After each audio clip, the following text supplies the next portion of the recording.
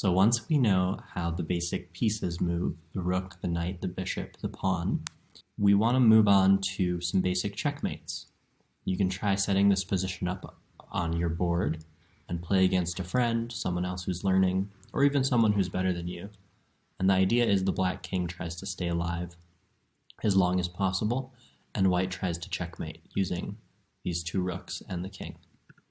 So the king moves one square in any direction, and as soon as the king is both attacked on the very next move and has no legal squares to move to because those are all attacked, then the king is basically going to be captured, right, and checkmated.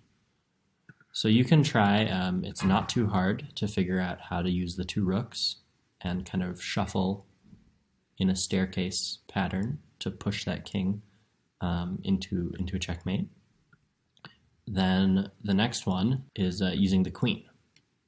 So you can have white can go first here, or black can go first.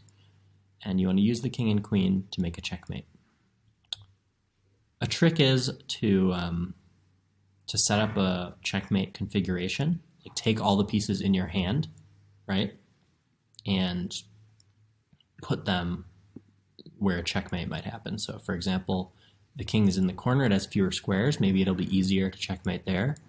Okay, if my queen is attacking, then the king can still go to these two squares, so let's take those away with my king. Okay, we have a checkmate.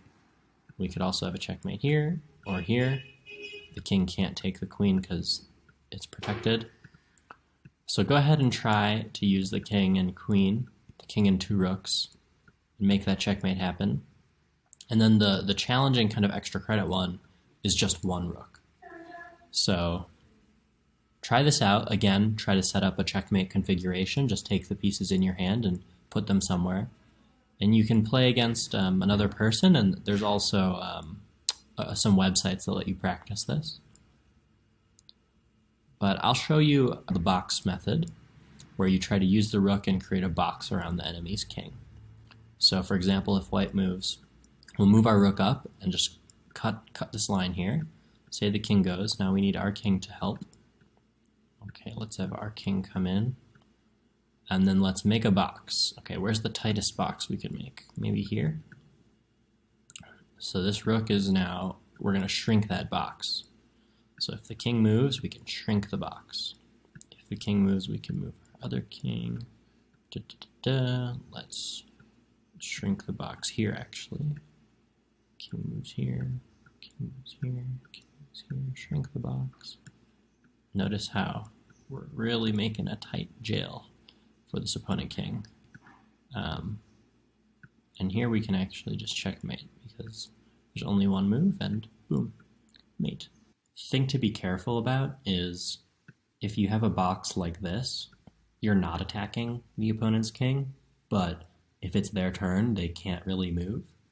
And that's called stalemate, and it's a draw. So we have to always kind of leave the king wiggle room to let them move around. And then if we're like this, for example, we kind of forget about the box method and just move our rook to maintain control of that square. So we can just move it backward. And then when the king sidesteps, then we're ready to deliver that checkmate. And we're actually attacking the king, and he has no squares.